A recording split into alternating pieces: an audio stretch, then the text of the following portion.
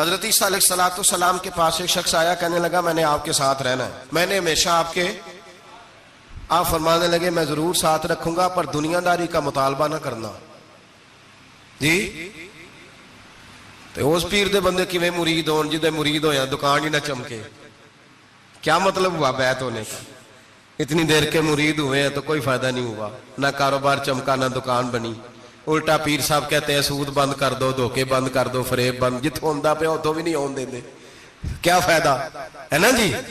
تو کوئی مکر فریب ہی نہیں، دجل ہی نہیں، سادہ سادہ کام کیسے ہوگا؟ حضرت عیسیٰ علیہ السلام کہنے لگے میرے ساتھ رہنا ہے تو دنیا داری سے، بولیے دنیا داری سے بچنا۔ کہنے لگا جی بالکل صحیح ہے۔ آپ فرمانے لگے چلو ٹھیک ہے۔ حضرت عیسیٰ نے چاہا کہ اس کا امتحان کریں، فرمایا پہلے دن وہ آیا ہے صحبت صلح میں رہنے کے لیے، خیر سیکھنے کے لیے۔ حضرت عیسیٰ علیہ السلام فرمانے لگے کتنی روٹیاں کھائے گا؟ کہنے لگا ایک۔ آپ نے 3 روٹیاں منگوائی، ایک خود کھائی، ایک اس کو کھلائی، تیسری وہیں رکھی اور جناب عیسیٰ دریا پہ وضو کرنے تشریف لے گئے۔ واپس آیا تو روٹی کوئی نہیں تھی وہاں۔ فرمایا روٹی کس نے کھائی ہے؟ کہنے لگا کوئی پتہ نہیں۔ جناب عیسیٰ علیہ السلام نے نا اس کو معجزہ دکھایا۔ ایک ہرن جا رہی تھی، اس کے ساتھ 2-3 چھوٹے چھوٹے بچے تھے۔ حضرت عیسیٰ علیہ السلام نے ہرن کا ایک بچہ پکڑا، اس کو ذبح کیا۔ ہرن بھی کھڑی ہو گئی، باقی بچے بھی کھڑے ہو گئے، ذبح کیا اور ذبح کر کے اس کا گوشت بھونا، اس کو بھی کھلایا، خود بھی اتنا کھایا کہ سیر ہو گئے، ڈکار آنے لگے۔ فرمایا کھایا نا تم نے؟ لگا حضور کھایا ہے۔ فرمایا پیٹ میں ابھی ہے کا ہے؟ ہرن کے بچے کی ہڈیاں پڑی ہوئی تھیں۔ جناب عیسیٰ نے ساری ہڈیاں کٹھی کر کے فرمایا کم باذن اللہ، اللہ کے حکم سے کھڑا ہو جا۔ وہ ہرن کا بچہ پھر زندہ ہو گیا۔ آپ فرمانے لگے ہرن کے بچے کا گوشت تیرے پیٹ میں بھی ہے، میرے پیٹ میں بچہ وہ جا رہا ہے، اب تو بتا دے روٹی کس نے کھائی ہے، اب تو بتا دے۔ کہنا جی کوئی پتہ نہیں، مجھے پتا۔ حضرت عیسیٰ علیہ السلام اس کو ساتھ لے گئے، دریا کے اس پار جانا تھا۔ فرمایا ہاتھ پکڑا چلو گزرو۔ دریا میں پیر رکھا، اس کا بھی اپنا بھی۔ کہنے لگا جی ڈوب جاؤں گا۔ فرمایا تو میرے ساتھ ہے، تجھے معجزہ دکھانا ہے، اللہ کی قدرت دکھانی ہے۔ پیر رکھا دریا میں، پیدل چلتے ہوئے دوسرے کنارے چلے گئے، کوئی ڈوبا نہیں، پیر بھیگا نہیں۔ فرمایا اتنی بڑی تو نے معجزہ دیکھا، اب تو بتا دے روٹی کس نے کھائی ہے؟ کہنے لگا جی پتا، مجھے خبر، حالانکہ سانو سارا ہی پتا ہوتا ہے، پتا نہیں مجھے، بولے بن جاتے ہیں نا منٹ میں۔ حضرت عیسیٰ کہنے لگے میں اللہ کا پیغمبر ہوں، مجھے منوانا آتا ہے۔ دریا کے اس پار گئے تو ریت تھی، صحرا کا علاقہ تھا۔ جناب عیسیٰ نے ریت کٹھی کی، چھوٹی چھوٹی ڈھیریاں لگائیں، 3 ڈھیر ریت کے لگ گئے، 3 ڈھیر۔ جب 3 ڈھیر لگ گئے تو جناب عیسیٰ علیہ السلام نے پھونک ماری، وہ ساری کی ساری ریت سونا بن گئی۔ حضرت عیسیٰ علیہ السلام کہنے لگے یہ 3 حصے ہیں سونے کے، ایک حصہ میرا ہے، ایک تیرا ہے، اور تیسرا اس کا جس نے تیسری روٹی کھائی ہے۔ کہنے لگا جی میں نے ہی کھائی ہے۔ تیسرا حصہ اس کا جس نے تیسری روٹی کھائی۔ کہنے لگا جی روٹی، فوراً مان گیا۔ بے قدرہ کچھ قدر نہ جاتی، کیتی خوب تسلی ہو، اے دنیا دار پجاری زردے کتیاں دے گل ٹلی ہو، میں نے ہی کھائی ہے۔ وہ میاں صاحب کمال کر گئے، اور ایک شخص لے گیا میاں محمد بخش علیہ رحمہ کو تانگے پہ بٹھا کے، کہنے لگا یہ پہلی بھی میری، وہ بھی میری، وہ باغ بھی میرا، یہ میرے چاچے کی، وہ میرے تائے کی، یہ میرے دادے کی، بڑے مالدار ہیں۔ آپ فرمانے لگے چل چھوڑ کوئی اور بات بھی کر۔ نہیں جی نہیں، وہ فلانی شے بھی میری۔ آپ فرمانے لگے یہ بتا تجھ سے پہلے کس کی تھی؟ کہنے لگا فلانے سے خریدی ہے۔ فرمایا اس سے پہلے کس کی تھی؟ چپ کر گیا۔ آپ فرمانے لگے دانش مندہ نہ کم نہ ہی دل دنیا نہ لانا، اس بوٹی کئی خامد کیتے، جو کیتا سو کھانا، چھوڑ اس کی بات نہ سنا، اس کا تو کبھی کوئی مالک ہوتا ہے کبھی کوئی ہوتا ہے۔ کہنے لگا جی میں نے ہی کھائی ہے روٹی۔ تو حضرت عیسیٰ کہنے لگے تو نے ظلم کیا، نبی کی صحبت پر تو نے ایک روٹی کو فوقیت دی، ایک روٹی، اور مجھے دھوکہ دیا اللہ کے پیغمبر کو۔ فرمایا جا میں نے مال کا کیا کرنا ہے، سارا ہی سونا تیرا ہے، 3 ڈھیریاں تو ہی رکھ لے۔ حضرت عیسیٰ کہہ کے گزرے تو پیچھے سے ڈاکو آ گئے، تلواریں ہاتھ میں، 2 ڈاکو، سونا پڑا ہوا دیکھا۔ کہنے لگے تیرا ہے؟ کہا میرا ہے۔ کہنے اٹھ دوڑ جا تجھے قتل کر دیں گے۔ منت کرنے لگا، کہنے لگا یار اس طرح کرو نا، بانٹ کے کھاتے ہیں، بانٹ کے کھا لیتے۔ بات طے ہو گئی، ایک ایک ڈھیری کے مالک ہو گئے۔ اب وہ بات چیت ہونے لگی، نام پتہ واقفیت ہو گئی, تعارف ہو گیا. اب وہ جو 2 ڈاکو تھے ان کو وہ شخص کہنے لگا بھوک لگی ہے یار کو روٹی کھاؤ, کچھ پیسے دے کے ایک کو بھیجا. وہ جو 2 ڈاکو تھے ان میں سے جو کمزور تھا اس کو بھیجا کہ جاؤ کھانا لے کے آؤ. وہ کھانا لینے گیا تو پیچھے سے کہنے لگا تیرا رشتہ دار ہے؟ کہا نہیں. کوئی تعلق؟ کہنے لگا کوئی نہیں. آدھا حصہ کیوں دیتے ہو؟ کہنے لگے کمزور سا بندہ ہے, روٹی شوٹی لا دیتا ہے, میرے کام شام کرتا ہے, تو میں اس کو آدھا. اس نے کہا دفع کرو, چھوٹے چھوٹے کام کرتا ہے تم آدھا حصہ دیتے ہو, آتا ہے تو پکڑ کے قتل کر دیتے ہیں, سونا آدھا آدھا بانٹیں گے. ٹھیک ہو گیا جی. وہ جو روٹی لینے گیا تھا وہ بھی کہنے لگا مجھے تو نوکر سمجھا ہوا ہے نا, کھانے میں لاؤں, پانی میں لاؤں, بستر میں بچھاؤں, آج اتنا سونا ہاتھ آیا, بڑا ڈاکہ لگا, ان کو قتل کرتا ہوں نا دونوں کو, تو سونا میں قبضے میں کرتا ہوں. اس نے بھی دھوکہ دینے کا ارادہ کیا, کھانے میں زہر ملایا. امام راضی فرماتے ہیں وہ زہر ملا, کھانا لے کے پہنچا, روٹی رکھی تھی, ان دونوں نے یک بارگی حملہ کیا, اسے قتل کر دیا. قتل کر کے لاش دریا میں پھینکی, مست ہو کے کھانے لگے. جب سیر ہوئے تو پھر پیٹ کٹنے لگا, انتڑیاں ٹوٹنے لگیں, ناک منہ کان ہر چیز سے خون نکلنے لگا. چیخے مارتے کوئی سارا سونا لے لے ہمیں بچا لے, سارا کچھ لے لے جان بخش دے, رونے لگے, تڑپنے لگے. لیکن اب کوئی بچانے نہیں آیا, کوئی داد رسی کو نہ آیا. تینوں لاشیں ایک دریا میں, دوسری وہاں, مر گئے, مردہ ہو گئے. حضرت عیسیٰ علیہ السلام چند گھنٹوں کے بعد گزرے تو لوگوں نے کہا حضور یہ کیا ہے؟ فرمایا دنیا داری کا انجام, لالچ کا انجام, دھوکے کا انجام, فریب کا انجام. او بھائی بیماری لگ گئی سیٹھ صاحب کو, مالدار صاحب کو, چودھری صاحب بیمار ہو گئے, کروڑوں روپیہ پڑا تجوری میں, لیکن شفا کبھی خریدی نہیں جا سکتی, صحت کسی دکان سے ملتی نہیں, دھوکے سے اکٹھا کیا ہوا مال وہ پڑا ہے سامنے, لیکن اس کے منہ سے چند نوالے نہیں اتر رہے. یہاں تک حالات ہیں. ہماری عدالتوں کا اللہ حافظ ہے, اب وہاں کیس جاتے ہیں خلا کے, خلا کا کیس گیا, خاوند کے خلاف بی بی نے مقدمہ کر دیا. اب عورتیں اللہ ماشاءاللہ دھوکہ دیتی ہیں, ایڈریس غلط بتاتی ہیں, خاوند کو نوٹس گیا, اب اس کو ملے گا تو وہ عدالت میں آئے گا نا. میں آپ کو جینون کیس ایسے دکھا سکتا ہوں, میرے پاس لوگ مسئلہ پوچھنے آتے ہیں, غلط ایڈریس دیا, 3 پیشیوں پہ خاوند نہیں گیا تو عدالت نے طلاق کی ڈگری جاری کر دی. کسی فقہ کے کسی مفتی کے نزدیک طلاق نہیں ہوتی, لیکن عورتیں دوسرا نکاح کر کے پھر رہی ہیں. کسی سنے غور کرے, اس میں اختلاف بھی نہیں ہے, مسالک کا نکاح نہیں, لیکن طلاق. اب ہم نے دھوکہ دیا, بھائی دیکھیں میرے پاس طلاق ہے یونین کونسل کی, یہ میرے پاس طلاق ہے عدالت کی, یہ میرے کیا کر. طلاق نکاح یونین کونسل کے ساتھ ہوتا ہے کہ خاوند کے ساتھ؟ اور بولے تو صحیح یار, کس کے ساتھ ہوتا ہے؟ تو طلاق یونین کونسل دے گی, خاوند دے گا؟ عجیب تماشا ہے. عدالت کے ساتھ نکاح ہوا کہ خاوند کے ساتھ؟ عجیب بات ہے بھائی. کسی جاؤ چوتھے آدمی سے کہو طلاق دے دے, کیسے طلاق ہو؟ موٹی سی بات ہے. اور لوگ آ کے گھر بسانا ہوتا ہے نا, اور اللہ معاف کرے اس دھوکے میں کئی دفعہ سرپرست بھی شامل ہوتے ہیں اور دلیلیں دیتے ہیں, کہتے جی نہیں پھر ڈالتے غلط ہے, پاکستان کا قانون. میں نے کہا مجھے کیا بتاتے ہو, پاکستان کے قانون عدالت کی میں بات ہی نہیں کرتا, میں تو رسول اللہ کی بات کرتا ہوں, تو نبی پاک کی بات کر رہا ہوں. جب مصطفیٰ کریم کا قانون آ گیا تو بات ختم ہو گئی, وہ کوئی سا بھی قانون ہو. دھوکہ اتنا عام ہے, فریب اتنا عام ہے, جھوٹ اتنا عام ہے, دجل اتنا عام ہے. لوگ ہر بات میں دھوکہ, دینداری میں دھوکہ, نکاح اور طلاق میں دھوکہ, ہر جگہ لوگ دھوکے کے ساتھ جینا چاہتے ہیں. فریب اور فراڈ کا لائسنس. اگر آپ ناراض نہ ہو جائیں, جس وکیل نے کیس پکڑا ہوتا ہے اسے پتا ہوتا ہے کہ جو آدمی میرے پاس لے کے آیا جھوٹا ہے کہ سچا ہے, پتا ہوتا ہے کہ نہیں؟ چلو ہونے کا مطلب یہ نہیں کہ تسی وکیلاں دے دوالے ہو جائے, لیکن یہ بتائیں اسے خبر ہوتی ہے کہ نہیں؟ نہیں تو انہیں کوئی نہیں پتا اس گل کا. پتا ہوتا ہے نا, تو پھر کیوں اس کا کیس لے کے عدالت میں جاتا ہے؟ پتا ہے نا سارا. جو گاہک ساتھ گئے ہوئے, اور ہمارے معاشرے میں تو مرد ہونے کی علامت ہے, مرد ہونے کی, چودھری ہونے کی علامت ہے کہ یار اگر کوئی غلطی کر کے آیا تو اس کی سپورٹ کرنی ہے. یہ مرد ہونے کی علامت ہے, یہ مرد ہونے کی علامت ہے. مرد وہ ہوتے ہیں جو سپورٹ کرتے ہیں دوستوں کے گناہوں میں, وہ مرد ہوتے ہیں. شرم آنی چاہیے, نظر جھک جانی چاہیے یہ بات کرتے ہوئے. میں یاروں کا یار ہوں, یار اگر گناہ میں الجھ جائیں گے تو میں سپورٹ کروں گا. چے مانا دارت. میرے نبی پاک صلی اللہ علیہ وسلم نے فرمایا اپنے بھائی کی مدد کر, چاہے وہ ظالم ہو یا مظلوم ہو. تو صحابہ نے کہا حضور ظالم کی مدد کیسے کریں؟ فرمایا اسے ظلم سے روک دو, یہ تمہاری مدد ہوگی اس کے حق میں.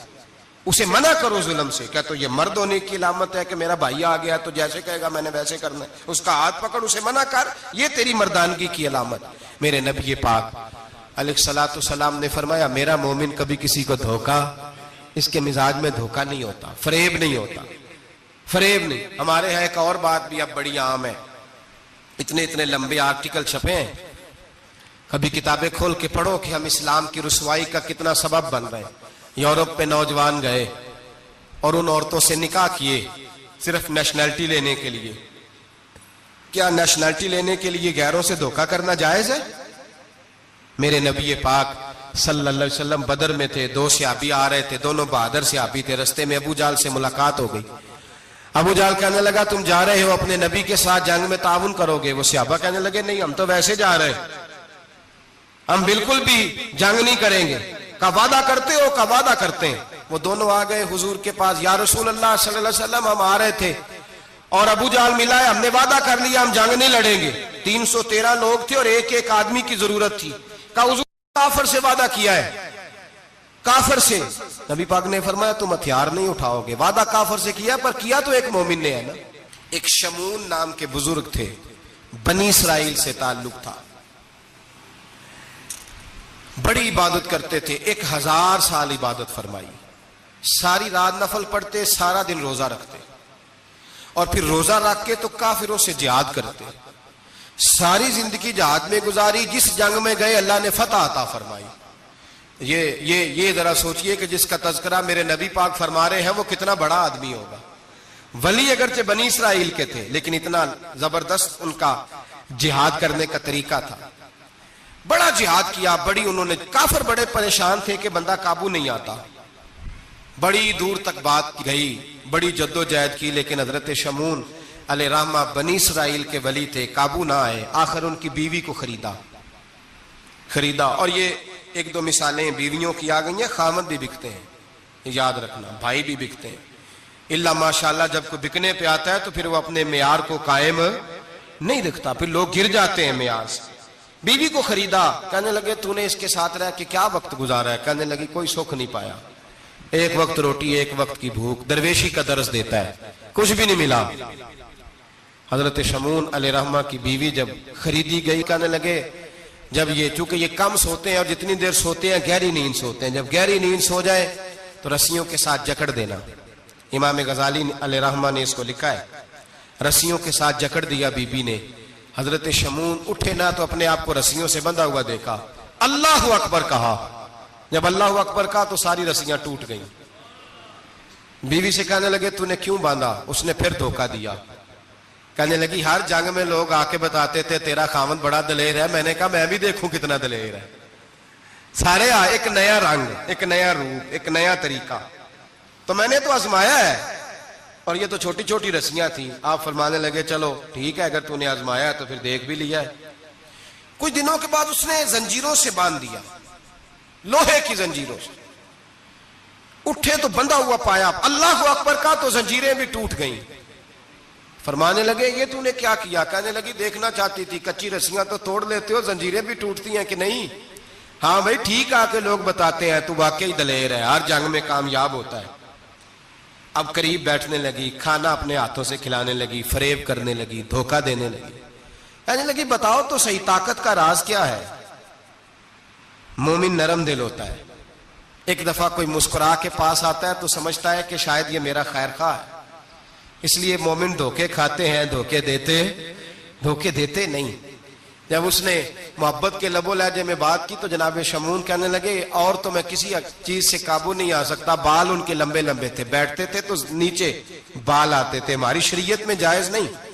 نبی پاک صلی اللہ علیہ وسلم نے زلفے کانوں تک کی اجازت دی ہے, کندھوں تک کی اجازت ہے. کندھوں سے نیچے بال آئے تو حرام لکھا ہے اعلیٰ حضرت نے, کندھوں سے نیچے جائز نہیں. ان کے بال بڑے لمبے تھے, بیٹھتے تھے تو نیچے دب جاتے تھے. حضرت شمون کہنے لگے مجھے دنیا کی تو کوئی طاقت نہیں باندھ سکتی, ہاں میرے بالوں سے مجھے باندھ دیا جائے تو پھر نہیں میں اٹھ سکتا. بس اس کے ہاتھ بات آ گئی، اس نے کھانا بھی کھلایا، اس نے بستر بھی بچھا کے دیا، پیر بھی دبائے، جب سو گئے تو اس نے ان کے بالوں سے انہیں باندھ دیا اور کافروں کو جا کے بتایا کہ آج نہیں کھول سکے گا۔ جب اٹھے تو بندھا ہوا دیکھا، بیوی کی طرف دیکھا، کہا تجھے خیال نہیں آیا کھول دے؟ کہنے لگی ساری زندگی غربت دی تو نے، یہ دیکھ مجھے ہیرے ملے ہیں، کنگن ملے ہیں، یہ دیکھ میرے کانوں میں ہیرا، سونا، چاندی، ہر چیز، چل جا، تیرا کیا کرنا ہے؟ ساری رات عبادتیں، سارا دن تو ذکر فکر اور جہاد میں گزار دیتا۔ دھوکہ دیا۔ ان کافروں نے آ کے ستون کے ساتھ چارپائی اٹھائی اور ستون کے ساتھ کھڑی کی، پھر رسیوں اور زنجیروں سے باندھا۔ اللہ کے ولی کا سب سے پہلے ناک کاٹا، پھر تلوار کے ساتھ کان کاٹے، پھر آنکھیں نکالی۔ جب زبان کاٹنے لگے تو انہوں نے اللہ کو آواز دی، کہا میرے مولا میں کوئی لاوارث ہوں کہ کوئی مجھے دھوکہ دے اور اس انداز میں قتل کر دے؟ مولا میں دھوکے کھاتا رہا، میں کوئی لاوارث تو نہیں؟ جب یہ دعا فرمائی تو پھر بجلی چمکی، پھر اللہ کا قہر برسا۔ امام غزالی فرماتے ہیں وہ کافر جو آئے تھے وہ جلے، اس طرح جلے کہ ان کی ہوا بھی اڑ گئی۔ اب وہ بی بی دوڑی آئی اور پیروں میں بیٹھی کہنے لگی بخش دو۔ آپ فرمانے لگے ساری زندگی میں تیرے دھوکے کھاتا رہا، اب اللہ کی لاٹھی چلنے لگی ہے، اس کی آواز نہیں ہوتی، اب تو خدا کے حوالے ہے۔ پیروں سے آگ چلی، کہنے لگے وہ دیکھنا سونے سے کہہ تجھے بچائے، وہ جو تیرے ہاتھوں میں ہیرے کے کنگن ہیں انہیں کہہ تیری حفاظت کرے، اب وہ جو تیرے کانوں کے اندر سونے چاندی کی بالیاں اور کانٹے ہیں اور جھومر ہیں ان کو کہہ تجھے نجات دلائے۔ جلتی رہی، تڑپتی رہی، چیختی چلاتی رہی، اور اس طرح چیخی کہ وہ خاک بنی، ہوا میں اڑی۔ اللہ نے اپنے ولی کی آنکھیں بھی دوبارہ عطا فرما دی، کان بھی دوبارہ عطا فرما دیے۔ اللہ تبارک و تعالیٰ نے پہلے سے زیادہ طاقت دی۔ وہ جب باہر نکلے تو اعلان کر رہے تھے لوگوں دیکھو دھوکہ والے جل گئے، تباہ ہو گئے، نام و نشان مٹ گیا، اور مجھے دھوکہ دیا گیا تھا تو اللہ نے مجھے پہلے سے زیادہ طاقتیں عطا فرما دی، پہلے سے زیادہ قوتیں۔ دھوکہ نہ دیں، فریب نہ کریں۔ جو آپ کسی کو دے رہے ہیں، اور میرے محبوب علیہ السلام کی ایک حدیث تو یہ بتاتی ہے جو دنیا میں دھوکہ دے گا دنیا میں ہی اس کا نقصان اٹھائے گا، جو دنیا میں دھوکہ دے گا اس کا آخرت میں تو اٹھائے گا ہی، دنیا میں بھی اس کا نقصان ہے۔ اے محبوب علیہ السلام بے شک ہم نے آپ کو عظیم اخلاق عطا فرمائے، آپ عظیم اخلاق پر ہیں، آپ خلق عظیم کے مالک ہیں۔ انسانی زندگی کے اندر کچھ چیزوں کی اور کچھ رویوں کی بڑی زیادہ ضرورت ہوتی ہے۔ یہ جو انسان کے اخلاقی رویے ہوتے ہیں نا، یہ بھی بڑی اہم ضرورت ہوتے ہیں انسانی زندگی کو گزارنے کے لیے۔ اگر رویوں میں اخلاق نہ ہو، لہجوں میں خوبصورتی نہ ہو، تو انسان کے لیے وقت گزارنا نہایت مشکل ہو جاتا ہے۔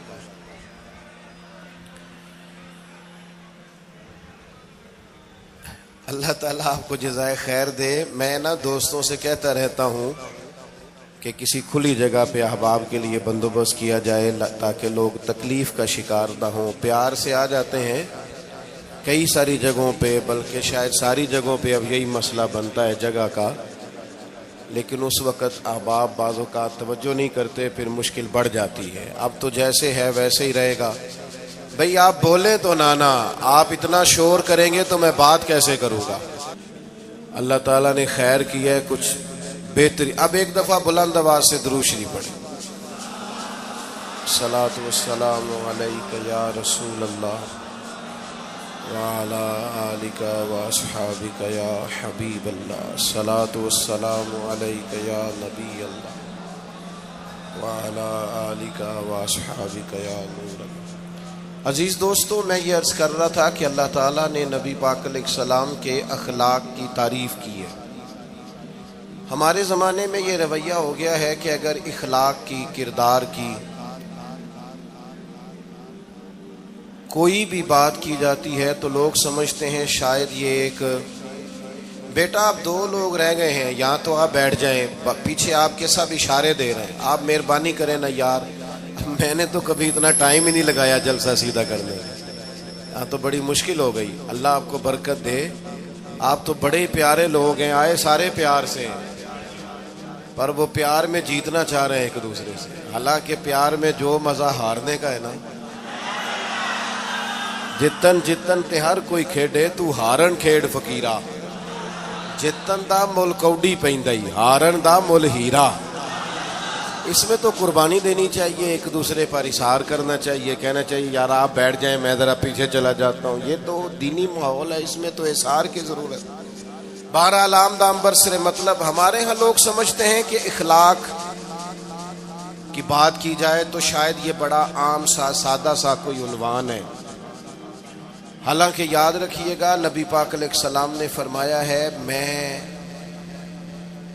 مکارم اخلاق کی تکمیل کرنے کے لیے دنیا میں آیا، فرمایا میں اخلاق ہی کو تو مکمل کرنے آیا ہوں۔ اور نبی پاک علیہ الصلوۃ والسلام نے اخلاقی رویوں پر بہت زیادہ زور دیا ہے۔ حضور علیہ السلام فرماتے ہیں کہ قیامت کے دن میرے سب سے زیادہ قریب وہ شخص ہوگا جس کا اخلاق زیادہ اچھا ہوگا۔ ہمارے ہاں لوگوں نے اخلاق کا معنی بھی اپنی مرضی کا کیا ہوا ہے، بعض لوگوں کا خیال ہے کہ صرف میٹھا بولنا ہی اخلاق ہے، حالانکہ میٹھا بولنا بھی اخلاق ہے، لیکن صرف میٹھا ہی بولنا اخلاق نہیں۔ میٹھا تو لوگ اپنے مطلب کے لیے بھی بولتے ہیں، میٹھا تو اس لیے بھی بولتے ہیں کہ مجھے اب کام پڑ گیا، اور بعض لوگوں کی ٹریننگ ہوتی ہے اس لیے وہ میٹھا بولتے ہیں۔ آپ کسی بہت بڑے شاپنگ مال پہ چلے جائیں تو وہاں جو سیلز مین ہوتے ہیں ان کی ٹریننگ ہوتی ہے کہ انہوں نے بولنا ہی میٹھا ہے، گاہک جتنی مرضی تلخی کرے وہ تلخ نہیں ہوتے، میٹھا بولتے ہیں۔ بعض لوگوں کی ٹریننگ ہوتی ہے امیر سے میٹھا بولتے ہیں، غریب سے میٹھا، تو یہ اخلاق نہیں، یہ تو انہوں نے کچھ دیر کے اپنے آپ کو سمجھایا ہے، قائل کیا۔ یاد رکھیے گا صرف میٹھا بولنا اخلاق نہیں بلکہ سچ بولنا اخلاق ہے۔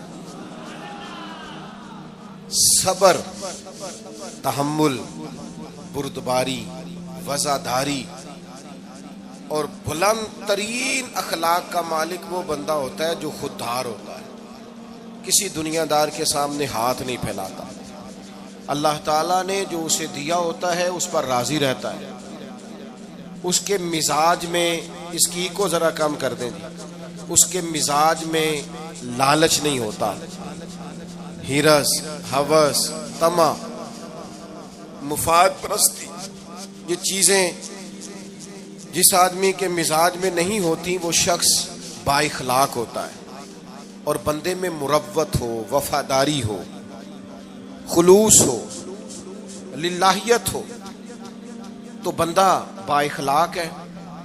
میرے دوستو، جس طرح ہم اپنا مکان محنت کر کے تعمیر کرتے ہیں، اور تھوڑا سا بھی درزی اگر کپڑے میں فرق پیدا کر دیتا ہے تو ہمارے لیے مشکل ہوتا ہے پہننا، ہم محنت کر کے تعمیر کرتے ہیں لباس کی، ہم اپنے لیے تعمیر کرتے ہیں چیزوں کو کہ بالکل ٹھیک اور پرفیکٹ چیزیں ہونی چاہیے، اسی طرح ہمیں اپنے کردار کو بھی تعمیر کرنا پڑتا ہے، اس پر ہمیں محنت کرنی پڑتی ہے، جس چیز پر بھی محنت کی جاتی ہے وہ قیمتی ہو جاتی ہے۔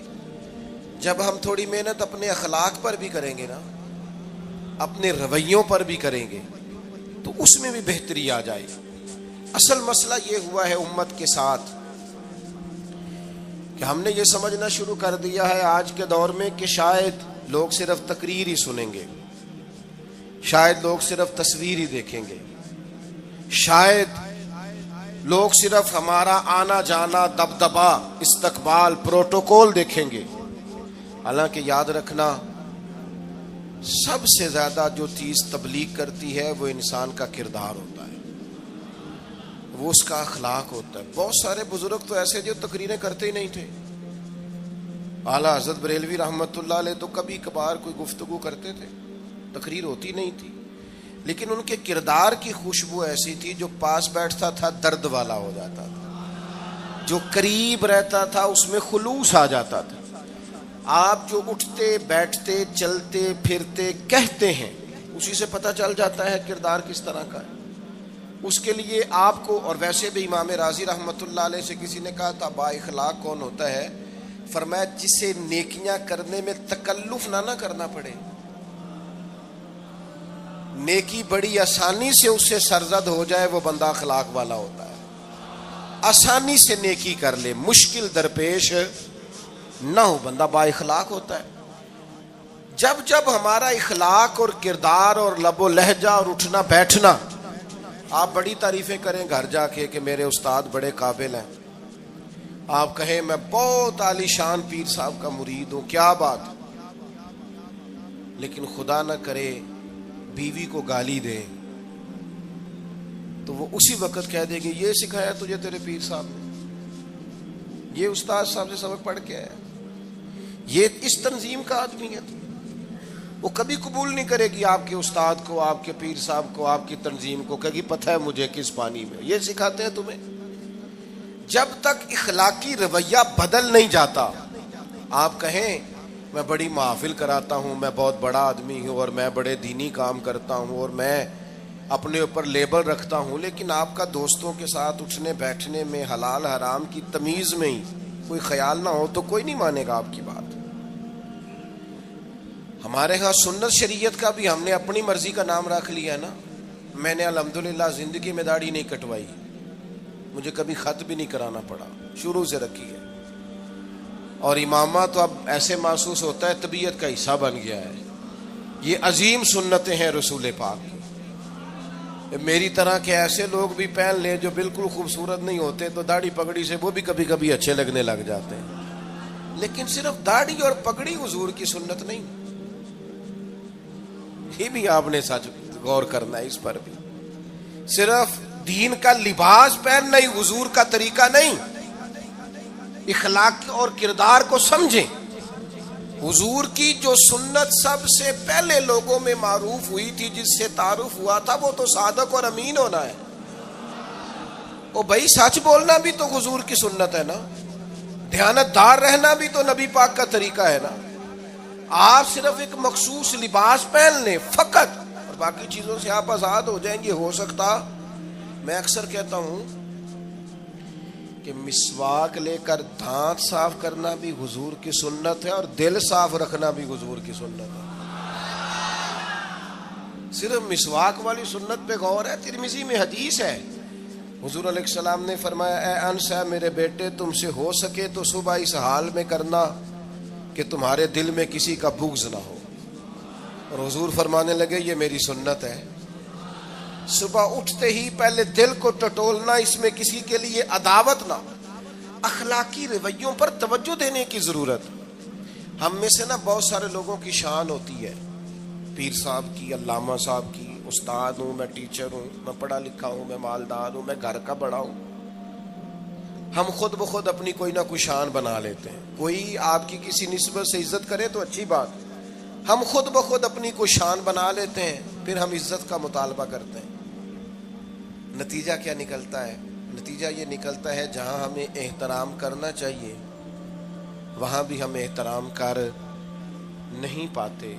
اور میرے دوستو یاد رکھو، سیدہ عائشہ صدیقہ رضی اللہ تعالیٰ عنہ فرماتی ہیں نبی پاک علیہ السلام جتنی دیر گھر رہتے تھے نا، گھر کا کوئی نہ کوئی کام ہی کرتے رہتے تھے. کوئی حرج والی بات ہے اگر آپ ہر مطلب گھر میں جا کے بیٹھ کے اتنا لمبا سفر طے کر کے آئے لیکن اندر جا کے بیٹھتے ہی کہا پانی کا گلاس لاؤ. بھئی آپ بھی تو لے سکتے ہیں، کوئی حرج والی بات ہے؟ یہ باتیں کرنے کرانے کی ہیں کہ خود سے کام کر لینا سنت ہے؟ آپ نے 2 منٹ لگائے ہیں اور آپ نے کسی پر روب ڈال کے آپ فارغ ہو گئے. اخلاقی رویوں میں سب سے زیادہ ضروری تو دوسرے کا احساس کرنا ہوتا ہے. اخلاقی رویوں میں سب سے زیادہ حاجت تو دوسرے کی تکلیف اور شدت کا احساس کرنے کی ہوتی ہے. میرے صاحب فرمایا کرتے تھے 10 منٹ کیوں انتظار کراتے ہو لوگوں کو؟ تم نے ممبر پہ کہا تھا میں 2:15 بجے جماعت کراؤں گا، 2:16 کیسے ہوئے؟ تمہیں اس کا پاس ہونا چاہیے تھا. تمہیں خیال ہونا چاہیے تھا کسی شخص کو کسی وجہ سے کوئی تکلیف، کوئی کسی اذیت کا شکار کیوں ہو، کوئی پریشان. میں اب تو الحمدللہ آپ اتنی بڑی تعداد میں آ گئے کہ جگہ آپ کے لیے مشکل ہو گئی، ورنہ شروع میں جب میں محافل کا ٹائم دیتا تھا تو میں وقت پہ چلا جاتا تھا. اگر کسی سے کہا ہے نا کہ 6 بجے آئیں گے تو 6 بجے چلے گئے. وہ کئی والی گھر والے پوچھتے سن تسی آ بھی گئے ہو، تو میں کہندا سانو تسی ویلے سمجھ لو. ہمارا مزاج نہیں ہے نا جی. بلکہ ایک تقریب میں مجھے دعوت دی گئی تو اس پہ لکھا تھا 6 بجے، تو میں وہاں پہنچا تو میزبان بھی نہیں آئے تھے. مجھے بتائیں شادی کا کارڈ سارا خاندان بیٹھ کے لکھتا ہے نا. روانگی برات 1 بجے، 1 بجے جاتی ہے برات. مشترکہ جھوٹ بولا سارے خاندان نے. یہ رونے کی بات ہے، ہنسنے کی تھوڑی ہے. مسلمان اور جھوٹ بولے، مشترکہ طور پہ کہا یہ جھوٹ ہے. محفل ہوگی بعد از نماز عشاء، تو ختم کب ہوگی یہ بھی تو بتائیں. آپ نے قوم کو تو ایک شخص کا بتایا تھا کہ فلاں صاحب خطاب کریں گے، یہ مقامی، قومی، عالمی شہرت یافتہ، یہ کہاں سے آ گئے؟ کیوں تکلیف دی گئی؟ بلکہ ہم نے تو منصوبہ بندی کی ہے کہ لوگ ہمارے جلسوں میں نہ آئیں. ستائے اتنا ہے، ایک جگہ پہ میں حاضر تھا تو 1:30 بجے مجھے مائک دے رہے تھے. اب تو میں جاتا نہیں ہوں، رات کو چھوڑ دیا ہے. 1 بجے رات کو مائک دے رہے ہیں تو نقیب بیچارہ رٹی رٹائی بات کر رہا ہے، کہتا ہے بلا تاخیر. میں نے کہا ابھی بھی بلا تاخیر ہے، کر لو تھوڑی تاخیر. خدا کے بندو ختم کرو، آدھے گھنٹے میں مسئلے کی سمجھ آ جاتی ہے. ایک پیغام دو، بات ختم ہو گئی. اتنا الجھاؤ اور اتنا بات کو کھینچنے کا معنی کیا؟ اپنے رویوں کے اندر. میں چلا گیا 6 بجے تو میزبان صاحب بھی نہیں آئے تھے. تو وہ تقریب کب شروع ہوئی؟ 9 بجے. تو میں نے ان سے کہا غور سے دیکھ لو کہیں میں تو نہیں الٹا پڑتا رہا، 9 اور میں 6 سمجھتا رہا ہوں. یہ چھوڑے ان چیزوں کو. اپنی زندگی میں آپ نظم پیدا نہیں کریں گے تو کوئی کام کیسے کریں گے؟ حضرت حکیم الامت مفتی احمد یار خان صاحب نعیمی رحمت اللہ علیہ، مفتی صاحب رحمت اللہ علیہ جب جمعے والے دن الحمدللہ کہتے تھے نا تو پورا 1 بجا ہوتا تھا. لوگ گھڑی کو کہتے تھے تو غلط ہو سکتی ہے، پر مفتی صاحب پورے ٹائم پہ الحمدللہ کہتے ہیں. بلکہ ان کے بارے میں معروف ہے کہ وہاں ایک ذمہ دار تھا، بھینسوں کا دودھ دھوتے ہیں نا دیہاتی لوگ، تو عصر کی اذان سے 5 منٹ پہلے مفتی صاحب مسجد تشریف لے جاتے. یہ اخلاق ہے، یہ آپ کا رویہ ہے، یہ آپ کا انداز ہے. عصر کی اذان سے 5 منٹ پہلے جاتے تھے، جا کے وضو بنانا پڑے تو سنت ادا کر کے بر وقت نماز میں شامل ہو جائیں. تو مفتی صاحب گزر جاتے تو وہ ذمہ دار اپنے بیٹے سے کہتا کہ اب آپ نا بچے کو چھوڑیں بھینس کے نیچے تاکہ ہم بھینسوں کا دودھ دھوئیں. تو ایک دن وہ بیٹا کہنے لگا ابا جی ابھی تو یہ سورج کھڑا ہے، عصر کا ٹائم کہاں ہوا ہے؟ تو کہنے لگا تو چھڑ دے کٹا، مفتی صاحب لانگ گئے نہیں، ٹائم ہو گیا ہے. یہ ہمارے بزرگوں نے ہمیں رویے سکھائے. آپ نظم والے ہوں، اخلاق والے ہوں، سچائی والے ہوں، دیانت داری والے ہوں، دوسروں کا خیال رکھیں، کسی کو تکلیف نہ ہو ہماری وجہ سے. پتہ ہے رسول پاک صلی اللہ علیہ وسلم کی بارگاہ میں آ کے عرض کیا گیا یا رسول اللہ یہ ہمارے امام صاحب بہت لمبی نماز پڑھاتے ہیں. صحیح حدیث میں موجود ہے، نماز ہی پڑھاتے تھے نا، قرآن ہی پڑھتے ہوں گے نا، کتنا اعزاز والا کام ہے. یا رسول اللہ یہ بہت لمبی نماز پڑھاتے ہیں. اللہ کے محبوب علیہ السلام نے بلا لیا اور لفظ پتہ کیا ہے؟ حضور فرمانے لگے میں لوگوں کو دین کے قریب کرتا ہوں، آپ دور کرتے ہیں. فرمایا جب بھی نماز پڑھائیں معتدل پڑھائیں. اور خود حضور کا عمل کیا ہے؟ حضور فرماتے ہیں جب میں نماز میں کھڑا ہوتا ہوں تو میرا دل کرتا ہے میں لمبی نماز پڑھاؤں. ہمارا جب کسی شے کو دل کرے تو ہم چھوڑتے ہیں. میرا دل کرتا ہے میں لمبی نماز پڑھاؤں. لیکن حضور فرماتے ہیں پھر پیچھے سے کسی بچے کے رونے کی آواز آتی، میں سوچتا ہوں اس کی ماں پریشان ہوگی، میں نماز مختصر کر دیتا. اور میرے بھائیوں نماز میں بھی لوگوں کا احساس، ہماری طبیعت ہی نہیں رہی. کوئی آدمی ہارن دے رہا پیچھے سے اور سامنے گاڑی میں 2 بندے کھڑے، گاڑی مین روڈ پہ کھڑے کر کے باتیں کر رہے ہیں، اور وہ ہارن بجا رہا ہے تو کہتے ہو ٹھہر جا، آگ بجھانی ہے جا کے. ایک تو آپ نے اتنا ظلم کیا کہ آپ نے روڈ بند کیا، اور دوسرا اخلاقی رویہ یہ ہے، اور میرے بھائی یہ بھی بد اخلاقی ہے کہ آپ اپنا موٹر سائیکل مین روڈ پہ کھڑے کر کے دکان پہ چلے جائیں، لوگوں کو تکلیف میں ڈالیں گے۔ اسلام اس کی اجازت نہیں دیتا۔ رستوں کے نشان مٹانے والے کو نبی پاک نے تنبیہ فرمائی، کسی کو تکلیف ہو، اذیت ہو، اور بعض لوگ سمجھتے ہیں کہ میں نے پریشر میں رکھی ہوئی ہے دنیا، ڈرتے ہیں لوگ مجھ سے۔ جو ڈر کے عزت کرتا ہے وہ خوف کھاتا ہے، اور جو محبت سے تجھے سلوٹ کرتا ہے وہ تیرا احترام کرتا ہے۔ بعض لوگ کسی کے شر سے بچنے کے لیے بھی اسے سلام کرتے ہیں، وہ عزت نہیں ہوتی، وہ عزت نہیں ہوتی کہ یہ تو رٹا ڈال دے گا۔ اپنے اخلاقی رویے ہمیں اللہ کے محبوب سے سیکھنے، حضور سے خیرات لینی ہے، اخلاق حسنہ۔ ہم نے اپنے آپ کو سمجھنا ہے، ہم نے اپنے مزاجوں میں تبدیلی پیدا کرنی ہے، بالخصوص بزرگوں کے معاملے میں، بڑوں کے معاملے میں۔ جیسے جیسے انسان ضعیف ہوتا جاتا ہے نا، حساس ہوتا جاتا ہے، اسے باتیں تکلیف دینے لگتی۔ وہ ایک بوڑھی اماں ایک دفعہ مجھے کہنے لگی کہ آپ میرے بچوں سے کہہ دیں خرچہ پا میں تھوڑا دین کرن، میرے نال بولن صحیح کرن۔ وہ جب اپنی بیویوں کے سامنے میرے ساتھ تھوڑا والیوم اونچا کر کے بات کرتے ہیں آواز کا، تو مجھے تکلیف ہوتی ہے۔ اپنا رویہ، لہجہ، اس پر غور ہو، جوانی میں ہی تو برداشت کرنا ہوتا ہے۔ اپنے مزاج کو کبھی بکھرنے اور ٹوٹنے نہ دیں۔ اور سب سے زیادہ بندے کا پتہ ہی تب چلتا ہے جب کوئی اسے پورا غصہ دلائے، جو پھر کنٹرول کرے، وہی تو کمال آدمی ہوتا ہے۔ آ کے کہا گیا تھا نا نبی پاک علیہ السلام کو کہ یا رسول اللہ وہ معاذ اللہ ان لفظوں کے ساتھ تانا و تشنیع کرتے ہیں، نقل کفر نہ باشد۔ تو حضور فرمانے لگے وہ پتہ نہیں کس کی باتیں کرتے ہیں، مجھے تو اللہ نے محمد بنا کے بھیجا، میں تو محمد ہوں، اور محمد ہوتا ہی وہ ہے جس کی تعریفیں ہوں۔ وہ پتہ نہیں کس کی باتیں کر رہے ہیں، چھوڑو، وہ پتہ نہیں اس کی بات کر رہے ہوں گے جس کا وہ معاذ اللہ نام بگاڑتے ہیں۔ میرے عزیز، تھوڑا سا برداشت، اور آپ جملوں سے غور کریں، کسی کے لہجے سے غور کریں کہ وہ بندہ کہیں تکلیف میں تو نہیں، آزمائش میں تو نہیں۔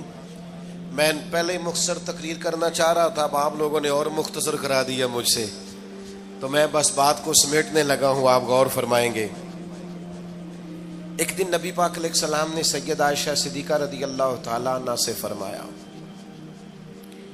حضور فرمانے لگے عائشہ جب آپ مجھ سے خوش ہوتی ہیں تب بھی مجھے پتہ چل جاتا ہے، اور جب آپ کے دل میں کوئی بات ہوتی ہے تب بھی پتہ چل جاتا ہے۔